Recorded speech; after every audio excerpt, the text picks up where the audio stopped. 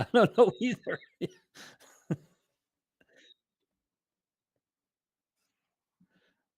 Hi, everyone. How are you?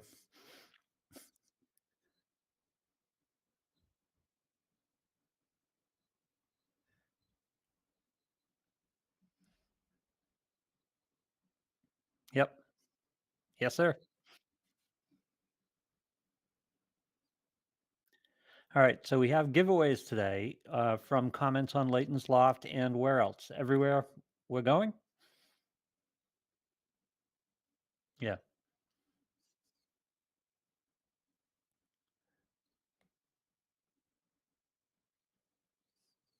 Astra? Azra. Okay. Yeah. Oh, he's already got a nickname.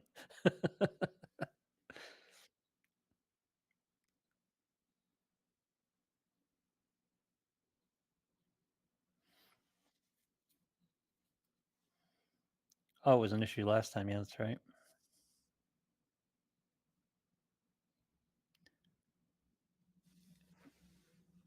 Let me see if I can call up YouTube.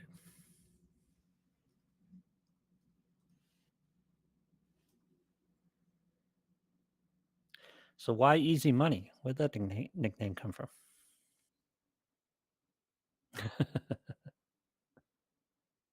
Oh, I hear me. Yep.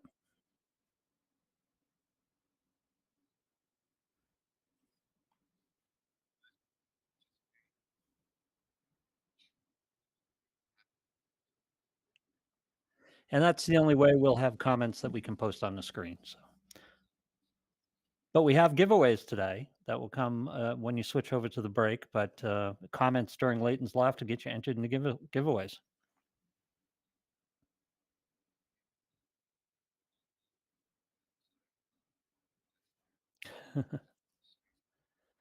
Nice. So you can look that way. That's what Leighton was concerned about last week. Yeah. Yep. It's time for you to get a cameraman. I can come. I'll just move to New Jersey and just do this. That's all I really want to do anyway.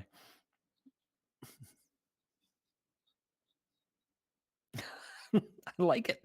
Yeah. Good. I'm in.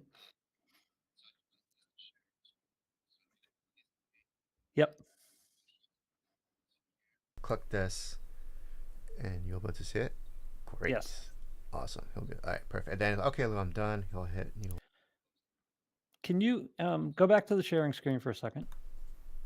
Can you spread that out at all? Can you change the formation of that, or do you want to? Because I may be screwing up. No, it's me. Um, I No, can the try to whole stretch it. window, the whole like all of Chrome. Oh, it's not Chrome. I'm sharing the actual program. Oh, from OBS. Yeah. Yeah. Can you widen out OBS the whole program? I could, but then he won't see the chat. You don't want to. Yeah, I get you. All right. Yeah. Hey, what's up, Tom?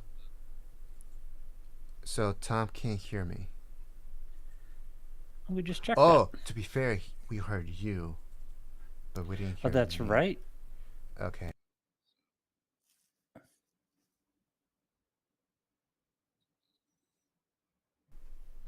Tom, what about now, Tom? Testing, Tom. Tom, can you hear me now?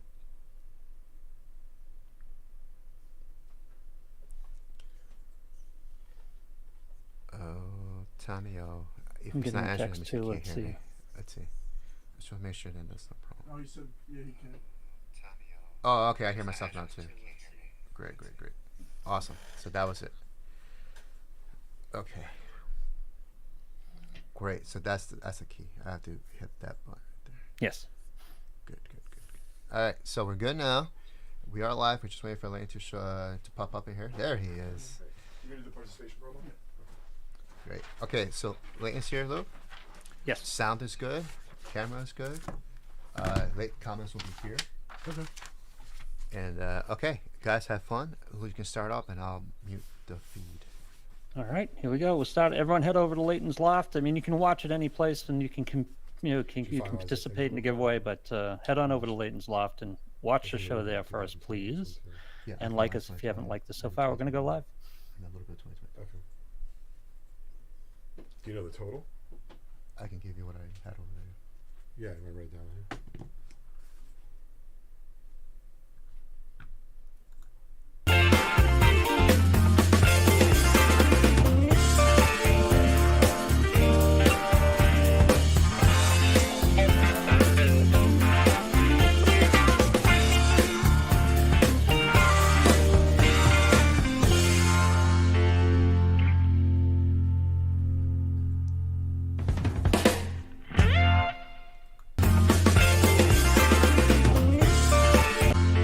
See, the switchover was supposed to happen while we went live there. Yeah. Yeah, I'm just fixing this. You see, the switchover was supposed to happen while we... Welcome to Leighton's Loft, everybody. Okay, we can use that with this, and you can just put it back up there. Okay. I'll get you this one. Okay. There you I got it. Okay. I'm gonna just give it the direct one. go. Okay. And the booth number is right there in the booth. Great. Thank you. See, I had my Vintage Breaks t-shirt in my hand this morning. I should have just brought it today. Yeah, you've been part of the party. That's right. We're live, by the way. Great. So Well, you know. welcome to Leighton's Loft, everybody. This is the precursor to the big National Sports Collectors Convention that is going to take place next week. You know, people have been asking me what are the dates, and it just depends on who you are. So if you are, so let me just text this person back. Just started. Would we be interested in who that is? Yes, you would. Just started a podcast. Call you.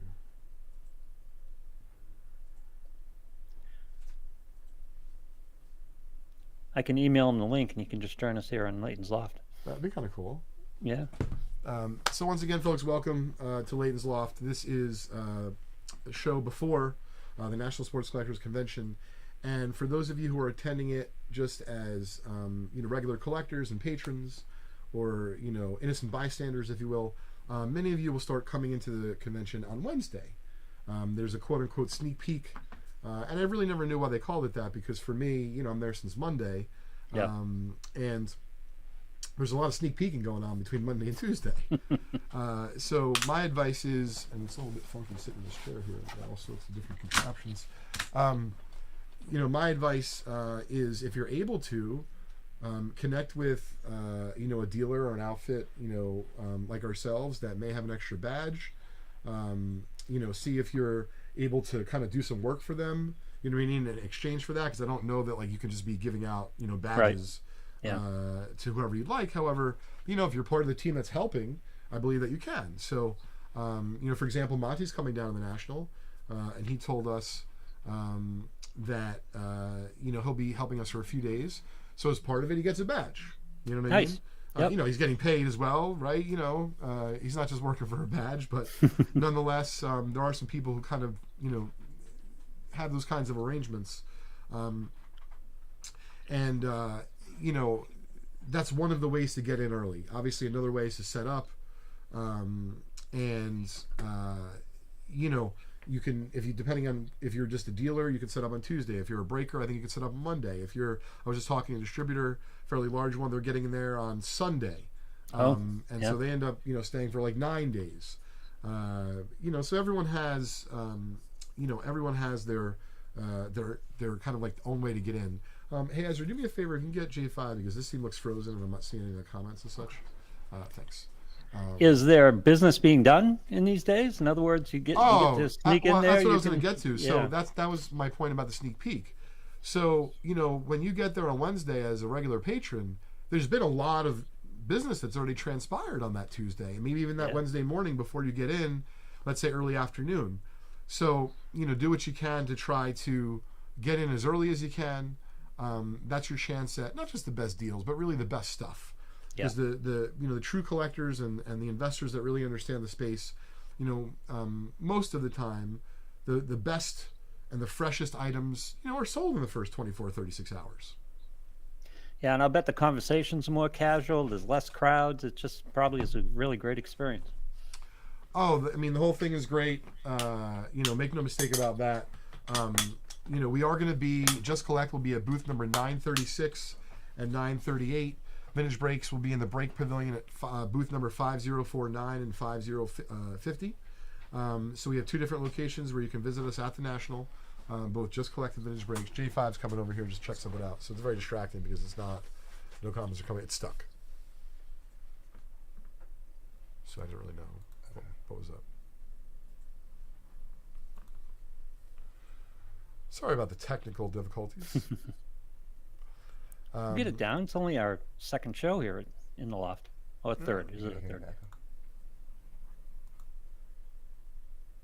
Okay. Great. So the National is going to be great no matter when you get in, but the earlier you get in, the better.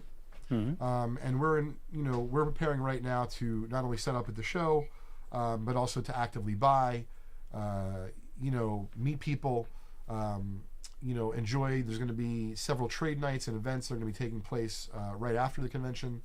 And so we're looking forward to, hopefully meeting as many of you as possible. Please stop by our booth at Just Collect or Vintage Breaks to say hi. I am going to have quote unquote office hours at the Just Collect booth each day, more so that, people who want to, meet and get an appraisal and or sell, we'll have a consistent time schedule to be able to do that. But I like kind of floating around the National, and seeing people that I haven't seen for a year, seeing stuff I haven't seen maybe in a lifetime, kind of everything and anything in between. Did want to welcome Donald and Mike to the chat here. We are now running our participation promo again on Leighton's Loft. Yeah. So there will be 3 prizes today. First place is going to be a chance at a drawing that we're going to do after next week's show live from the National. Last week, this week, and next week, there'll be 3 entries, and they'll all have a chance to win a spot in our 1952 Topps Baseball Set Break. Yeah. Second place is going to be a VIP spot in our big event that ends the Tuesday after the National. And third place will be a $25 break credit to VintageBreaks.com. If you're going to the National, please let me know in the chat. Tell me which days you're going to be there. Would love to connect, whether it be at our booth or after hours, for an app, for a drink, for some trading, or all those things together, as we did that last year for a trade, and that was really fun. Hey, what's up, Chris? Thanks for joining us, Tom. Who did the talking Mickey Mantle reel? Earl. That's Earl from Collectors. Earl from Earl's Collectors World. What do you think about that? Oh, that was excellent. Yeah, he did a great job, right? Yeah, I just laughed. I love that. It's kind of great. funky. Listen, Yep. he gets your attention. Yep, I don't know if absolutely. Earl's joining the show today, but if he is, shout out to Earl. Yeah, listen, it's kind of funky, right? It's like it's almost one of those things where, like, you kind of want to know what he's going to do next. I know. I'm thinking this is a whole series now. We could have guests on the show. Oh, it's Baseball card kind guests of on wild the show. when they're, I don't know about the technology. It's kind of funky, right? But Oh no, I got to figure that out so we can have guests on the show because that's yeah, I've been enjoying that. What's up, Bill? How are you? Mike liked it. Mike, how you doing today? Speaking of video and podcasts, special shout out to my friend Jeremy. I was on his show Saturday Night Sports Card Live. If you'd like to hear the playback of that, I reposted it on my Instagram account, Leighton_Sheldon. You can also find it on Jeremy's Instagram account, Sports Card Live. It's been a while with him. I think it's about an hour and change. We talked about anything and everything from the National to the 84-star Michael Jordan rookie, to a lot of hobby things in between. So if you missed it, put it on when you're driving somewhere. Check it out. Do you have a target for the National? Do you have something that you're looking for?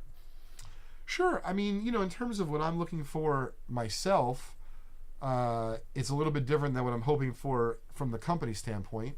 Yeah. So personally, I really like vintage basketball, but I also like vintage photography.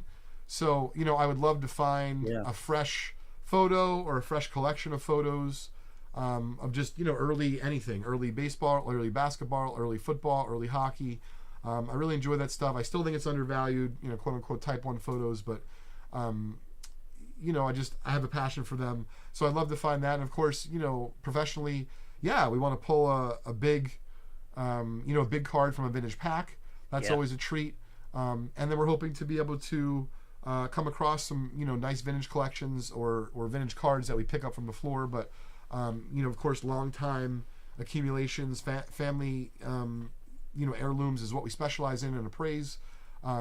So, we'd be hoping for a fresh T206 set, and God, willing, we find a Wagner, right? That would be unbelievable. Shout out to Leland's, who I used to work for as my second job after college. And, we found a Wagner at the Atlantic City National. Wow. They were on the Today Show. So anything can happen. Now keep in mind that was a trimmed version, an authentic version that sold. I remember the price, $67,000. It was a record at the time for one of such low grade. And today that card's probably worth about $1 million, give or take. Okay. You used the verb found. Someone walked in the door with it and was looking to sell it? Someone walked in the door. I remember the story well, Lou. It was a couple, an elderly couple out of Smithville, New Jersey. And it was a card lead. So when they walked up to the booth, immediately Josh, may rest in peace, and Hef were like, oh, card, just have Leighton talk to him because Leighton's the card guy. So they tell me they have what is a family accumulation of T206s. And I'm quickly scanning the list. And, you see Wagner's name on it. But, there's a Heine Wagner in the set. And so we talked a little bit about, I tried not to show my excitement right away. Right, yeah. But, they had a couple Cobbs on there. What's up, Daniel? Once again, folks, everyone who's saying hi in the chat, we appreciate it. We're sincerely grateful for you joining our show today. But by also saying hi on Leighton's Loft on Facebook, you will also be entered into our participation promo and have a chance to get into our 1952 Topps baseball set break, which will show off the highlights in just a few minutes again from that fantastic set break that we recently listed and is selling very quickly on our site.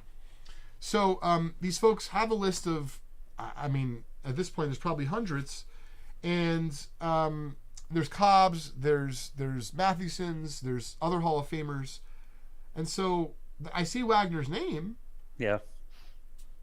and just very simply said, which Wagner is this? And they said something along the lines of like, oh, it's the good one. I'm like, just kidding. I'm sure it is the good one, but but like really, do you have it with you? And it's pretty forward about it. Like, I would be very excited if that's the one. Yep. I've just also been told that before, and it's not the one, or it's just counterfeit. It's not authentic. Hey, what's up, Chris? Thanks for joining us. Yeah. So I basically said, where are you from? They're like, oh, not that far. They were a little bit evasive at first. Yep. I was just as enthusiastic back then, if not more enthusiastic. And so I just was very straightforward and said, hey, I'd really love to see your collection. Do you understand what we do here? At Leland's. And so I explained to them we're an auction house. We're not really looking to buy your collection. We're looking to try to sell it on consignment. And so they invited me to their home in Smithville, New Jersey. And I remember talking with Josh and Hef, maybe even Keith at the time. And they were like, do you need to bring someone? Do you want to bring someone? Should we send Leighton with someone? Because, I was a young pup. Yep. And I just said, no matter what, I'm going. I don't really care who comes. Right. If they have a Wagner, we're gonna get it. I got a really good feeling about this. They came to the National. They were seeking someone who was interested in what they had. And so I did go to their home, but I went to their home by myself. And I was nervous. I was nervous as heck. Sure. But I was more nervous, I thought, in the beginning, just like, hey, is it actually the Wagner? Because all I had really was just this list of names. And although it could be the Wagner, it could also easily be the much more easy to find Heine Wagner. Yeah. And we'd still be interested in the collection. It just wouldn't be nearly as exciting. So they have me in their home, and as we start to go through everything, but they slow roll it. They do a good job. They don't just have me in there and they show me the binder within 2 minutes. They want to draw it out a little bit. So they tell me as they're starting to take out the collection, and they're showing me they have some birds, they have some other things like that, meaning of the time period. I'm like, yeah, that's great. Where's the baseball? And so they explained to me that I believe it was in the early 80s that their home was broken into and they were robbed. And I was like, wait a minute, did you have this Wagner and now it's not here? Because this is beyond, I'm sure, heartbreak for them. This is just torture for me. Yeah. So they said no. Somehow the burglars or the burglar didn't realize what was in the house. Didn't, of course, get everything. And so from that point forward, they started to store it off-site, in a whether it be safety deposit box or a safe of some kind. So they had some idea what they had. Well, they thought they had an idea, but once again, the card's not graded, and you could look on the internet; it was tattered. Yep. So they weren't exactly sure, even if it was real. They were very concerned about what it'd be worth, and I mean, rightfully so, right? Like it wasn't even the whole card; it was torn. It was an authentic. Yep. Very low grade, decent eye appeal for a low grade, but still nonetheless. At that time, Lou and gang, authentics weren't as acceptable as they are today. It was a negative grade. Oh, okay. Yep. And not to say that it's not much different today. It's just that because the Wagner shot up so much, all of a sudden, authentic's a very good, very important grade. So was it in a sleeve or encased, or did you actually hold this card in your hand? Oh no, it was in sheets. Oh, it was okay. just Oh, it was in, like a notebook type of thing. Yeah, exactly. So I'm flipping Yep. the pages. We get to the Wagner. I mean, I knew right away it was real. I knew it was going to be authentic. And so, we were talking about estimates. I don't remember the estimate I gave them at the time, but I know what it sold for. They were definitely very happy with.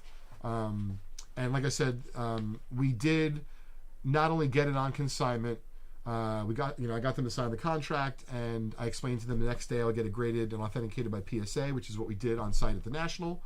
But then we were able to show it off at the booth, and even though it wasn't high grade, it was still a fresh Wagner. So the point being is, all these years later, give or take about, let's call it 17 years later or so, magic can happen all over again in about a week. Anything's possible. Yep. So that's what I'm truly hoping for, is a Wagner. Now, if you're open for business for buying cards, if people have a collection, what do you think is the proper way for them to bring it to you I mean, you're not necessarily going to walk in with a $60,000 card into the National. In what form? Should they bring a couple samples and some pictures and an inventory list, or how should they present this collection if they're looking to sell? Sure. So first off, do whatever you're comfortable with. Yeah. That's where I'd start. Second of all, if it's only one or two cards, unless you're concerned about the value, just bring them with you. Yep. But if you had 500 graded cards, I could see not wanting to carry around 500 graded cards. My advice is to carry around an inventory list of what you have. And to be fair, this is not just applying to me. This is if you want to sell them to anyone, and you want to do so in a responsible, proactive fashion. So if you had a collection of 500 graded cards, I might take like a box, like a brown PSA box or two, and have those, with me, along with the. That's a total? Oh. Well, where's the big amount? I have to finish 2020. Okay. Sorry about that. Working on a number of different things here at once. And so if you have a lot of graded cards, you don't need to have them all, but I would have the best of. And then what I would do from there is bring an inventory list. And if you can, if you're able to do the work, forget about what you would sell them for. I always start with people, what do you think your stuff's worth? Yeah. And if they don't know and I have to do all the work, I'm not suggesting I won't, but make no mistake, if you have a 500 card graded, if you have a 500 card graded card collection, and every single card's expensive, well, you bet your bottom dollar I'll stop what I'm doing within reason, and I'll work on that. But if you have 500 graded cards and there's only 20 expensive ones, I'm not going to be able to do the work for the other 480. I'm just going to estimate. So you're really going to do yourself a favor as the seller, and you're going to do the dealer a favor, even though you're saying, I don't want to do them a favor, but you are doing yourself a favor, and you're helping yourself figure out what you're willing to sell them for. And I feel like for me at the National, I always call it, when I go to a big collection, this is a terminology I'll use. I always want them to I want to set expectations up front.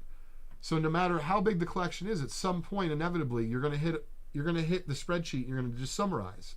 So I tell them, if I'm going to line item your collection, I'm happy to do that with the best of, with your most expensive. But at a certain point, I'm making it up. If you have low grade 33 Gaudis and there's 150 of them, and I've taken out all the Hall of Famers, and I think they're good to VG and they're worth $15 to $25, I'm not going to put them all individually. I'm just going to put them in one line. Right. So if you could do the same for your graded cards or your ungraded, meaning I have 83 patch cards. Maybe 5 of them are special, but 78 of them are worth $5 to $10 each. the more information you have, and the easier it is going to be for you to do business and feel good about the business you're doing. So you brought up a good example. That was what I was going to ask next. You have the Gaudis, for example, and you have 150 Gaudi cards. It's not a complete set. It's just a bunch of Gaudis. But you do have a Babe Ruth. Would you walk into the National and just sell the Babe Ruth, or would you sell the whole collection? Sure, excuse me. So generally, as the seller, and this is like some good secret sauce stuff that you're not going to get straight talk somewhere else. When you're trying to sell, let's say, a Babe Ruth Gaudi in low grade, and then you have another 100 cards that are also low grade from Gaudi, unless you specifically know where to off those 100 other cards to a dealer that's going to pay you fairly, you're better off selling it together, because someone who inevitably wants the Ruth will pay a little bit more for getting it with the group. And, unless you are able to piece them out individually, which it doesn't sound like in this case you want to do that, what's going to happen is, even if you get marginally more for the Ruth, you're going to get hurt on the rest of it. Some dealer's going to tell you, well, I'd love to pay more, but you don't have a Ruth. Right. So you're really, you're selling your best stuff first, and I don't advise that in any collection, big or small. You're better off selling from the bottom up or all together. I think is the way that I would handle that. So put the other cards on the coattail of the Ruth card. Yes. Yeah. Chris Co says, carry some cash. What do you think about that at the National? Yep, I definitely, great question, Chris. Chris from our community is asking if you should carry some cash in and around the National. I think that you should, as a consumer, because there's a lot of people that, even though they will take electronic payments, they're going to do a better price for cash. And you're going to have some people that simply won't sell it to you unless you have cash. So why put yourself at a disadvantage? I'm not talking about a $28,000 mantle, right, or a $53,000 super high-end vintage card. But if you have a card for, I'm making it up, $1,500, you can bet your bottom dollar that you're going to be able to, at the very least, get an easier deal done if you have cash. Maybe not always cheaper, but at the very least easier. But if it's a tiebreaker, cash can be a tiebreaker in those situations. Yes, and Daniel's right. It'll get you the card more often. So if you... sorry, I hit the wrong button. If you are looking at a card at the National and someone else is, and the dealer's deciding what they're going to do, in terms of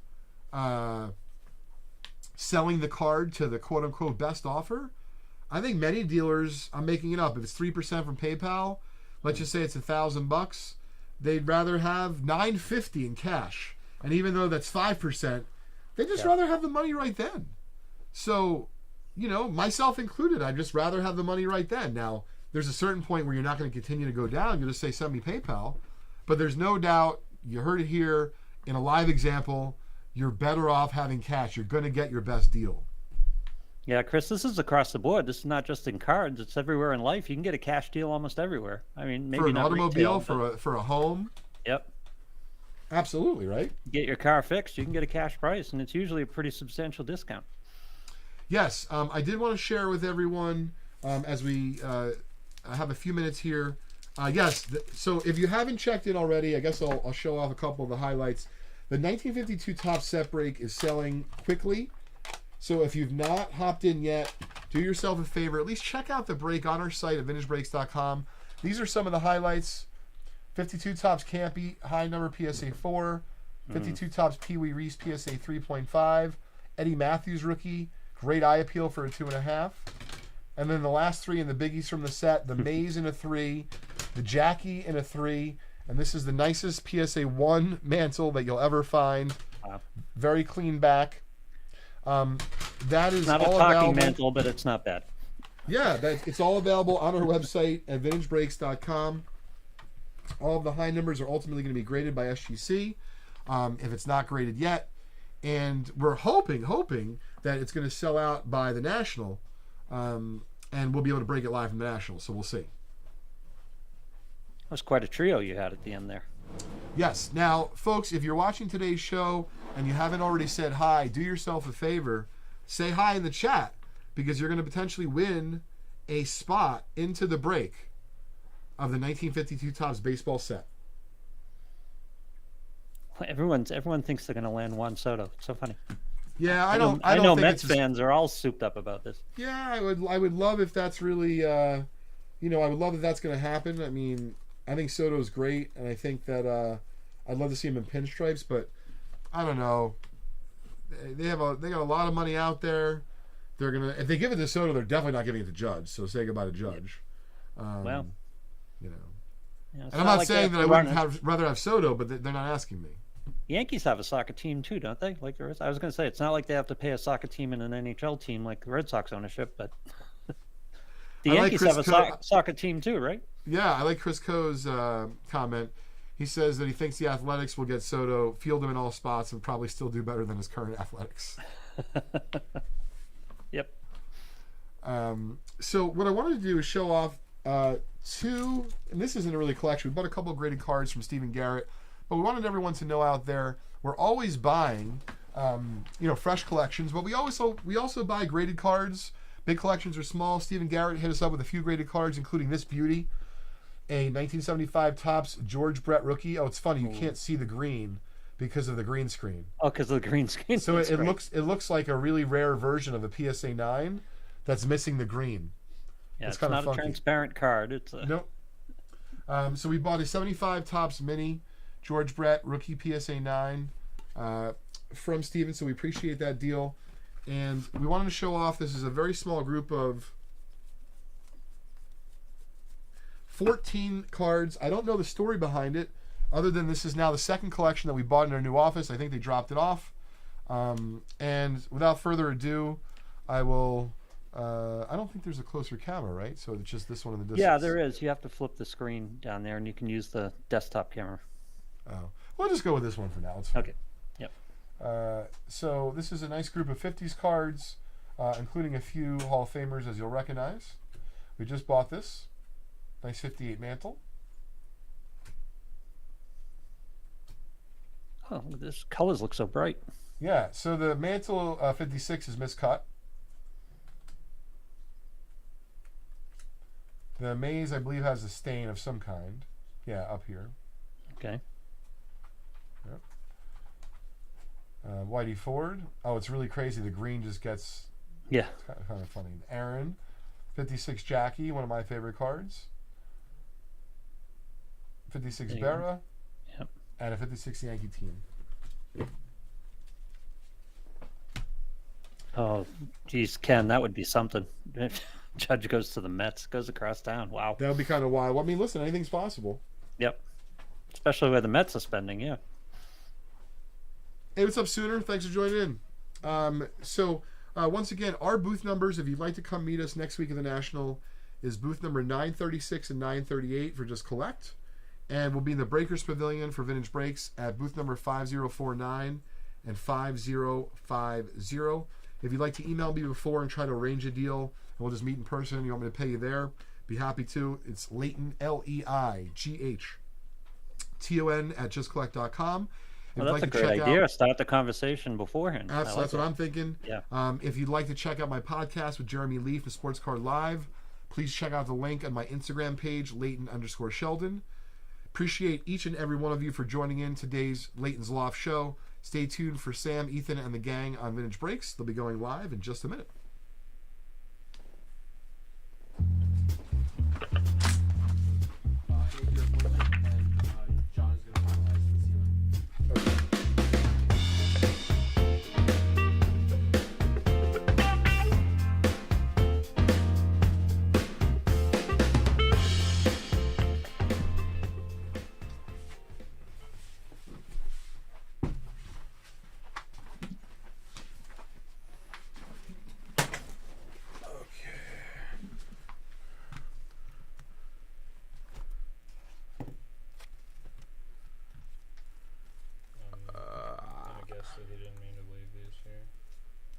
No. Probably not. We got mega lofted. Yeah, we gotta talk to John about setting this up in a different way. Yeah. Alright guys, we'll be right back.